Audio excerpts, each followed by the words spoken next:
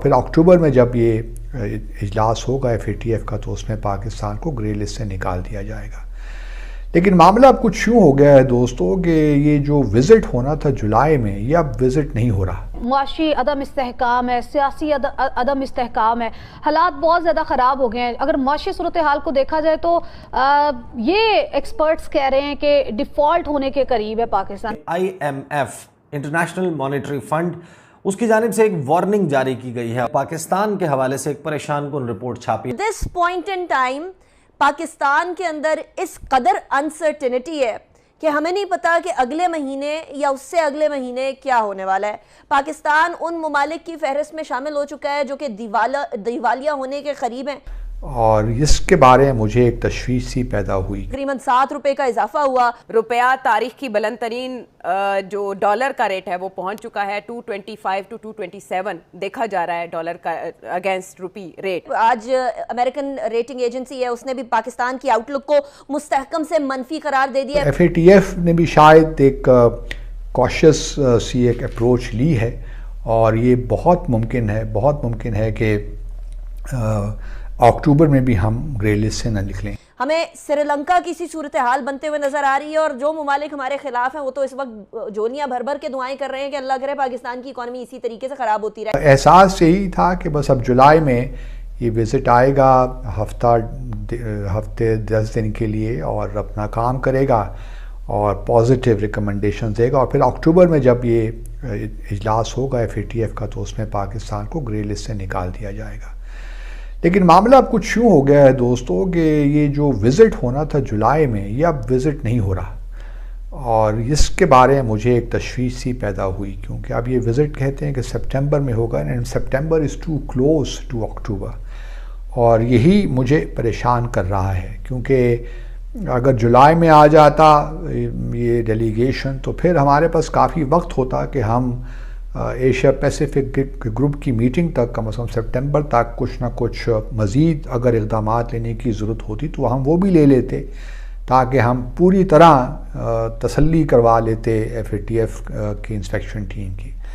अब चूँकि सितंबर में आएगा तो हमारे पास उस तरह वक्त नहीं होगा कि हम चीज़ों को, अगर खुदा न खासा कमी बेशी है भी हमारे प्रोसीजर्स में या जो हमने कवानीन बनाए हैं उनकी इम्प्लीमेंटेशन में, अगर कोई इक्का दुक्का मामलात हैं भी तो वो फिर हमें सही मानों में रिएक्ट करने का मौका नहीं मिलेगा।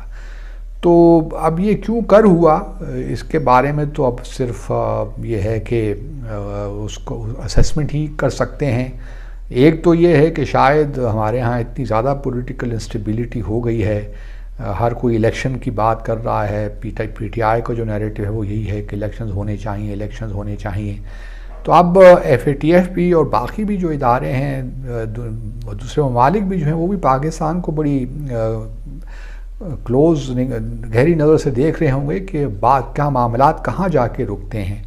और अगर इलेक्शंस हो जाते हैं, लेट्स से अगर इमरान खान को, कि गवर्नमेंट का तो अभी तक यही है, और आज मैं जो इंफॉर्मेशन मिनिस्टर है उनकी प्रेस ब्रीफिंग भी सुन रहा था, उनका कहना तो यही है कि वक्त जो इलेक्शंस हैं वो तो अपने वक्त पे ही होंगे। लेकिन बहरहाल इमरान खान, जो मैं पहले भी कहता रहा हूँ, वो अपना नैरेटिव बिल्ड करते रहेंगे, वो गवर्नमेंट पे प्रेशर भी रखेंगे, और उनकी ख्वाहिश ये होगी कि गवर्नमेंट डिलीवर भी ना कर पाए, काम ना कर पाए।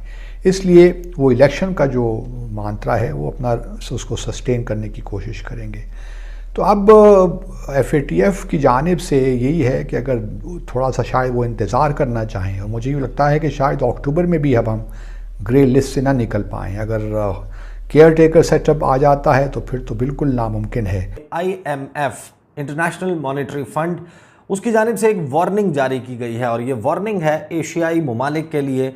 इस वार्निंग की बुनियाद पर सऊदी गज़ट ने पाकिस्तान के हवाले से एक परेशान कुन रिपोर्ट छापी है। उन्होंने वैसे इस वार्निंग के बाद तफसील से 4 ममालिक का तस्करा किया है, जिसमें लाओस, बांग्लादेश, मालदीव्स और पाकिस्तान शामिल हैं। श्रीलंका की सूरत हाल का मवाजना किया जा रहा है, और ये कहा जा रहा है अब IMF की तरफ से कि ये एक वार्निंग है, और उन तमाम ममालिक के लिए वार्निंग है जिसमें पाकिस्तान भी फॉल करता है। श्रीलंका के सदर, उनको भागना पड़ा, आपके इल्म में है गोताबाया राजापाक्सा, उन्होंने मालदीव्स जाकर अपनी सदारत से इस्तीफे का ऐलान किया। पाकिस्तान की इकोनॉमी जो कि अभी डूबती हुई कश्ती की सी सूरत हाल पैदा की हुई है। आज अमेरिकन रेटिंग एजेंसी है, उसने भी पाकिस्तान की आउटलुक को मुस्तहकम से मनफी करार दे दिया है। फिच, जिसकी मैं बात कर रही हूँ, इससे पहले मूडीज ने भी पाकिस्तान की आउटलुक को नेगेटिव कर दिया था। इसकी वजह जो बताई गई है वो ये है कि जी बढ़ता हुआ सियासी अदम इस्तेहकाम है, हुकूमत कमजोर है, अर्ली इलेक्शंस की आवाजें और बाज़गश्त चल रही है। ऐसी सूरत हाल के अंदर हमारी जो आउटलुक है उसको नेगेटिव कर दिया गया। इसके साथ साथ महंगे ईंधन के सबब महंगाई की शरह पाकिस्तान के अंदर बुलंद तरीन सतह के ऊपर आ चुकी है, जिसकी वजह से पाकिस्तान की इकोनॉमी बहुत ज्यादा स्टेबल नजर नहीं आती। और इसके साथ साथ IMF के मुआहदे पर अमल दरामद और फंडिंग के हुसूल पर खदशात का इजहार भी किया गया फिच ने। याद रहे कि कल पाकिस्तान के अंदर डॉलर की कीमत जो है वो 215 रुपए थी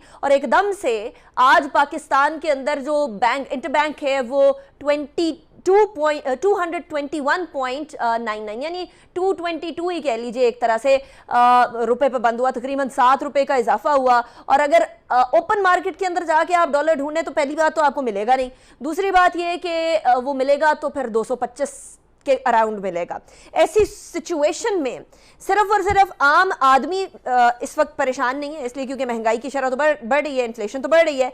लेकिन आज federation of Pakistan chamber of commerce ने जो कहा है वो भी बड़ा अलार्मिंग है। कहा है कि जी रुपए की कदर के अंदर रिकॉर्ड कमी की वजह से पाकिस्तान का बिजनेस डायरेक्टली इंपैक्ट हो रहा है। और अगर कोई चार्टर ऑफ डेमोक्रेसी ना किया गया, चार्टर ऑफ इकोनॉमी ना किया गया, चार्टर ऑफ डेमोक्रेसी के बाद एक और चार्टर ऑफ इकोनॉमी ना किया गया तो गड़बड़ होगी और सनत बंद होने का या सनती पैदावार के अंदर कमी आने का बहुत कवी खदशा मौजूद है। This point in time Pakistan के अंदर इस कदर अनसर्टेनिटी है कि हमें नहीं पता कि अगले महीने या उससे अगले महीने क्या होने वाला है। पाकिस्तान उन ममालिक की फहरिस्त में शामिल हो चुका है जो कि दिवालिया होने के करीब हैं। हमें श्रीलंका की सी सूरत हाल बनते हुए नजर आ रही है और जो ममालिक हमारे खिलाफ हैं वो तो इस वक्त जोलियां भर भर के दुआएं कर रहे हैं कि अल्लाह करे पाकिस्तान की इकॉनमी इसी तरीके से खराब होती रहे, अल्लाह ना करे कि पाकिस्तान उस तरफ जाए।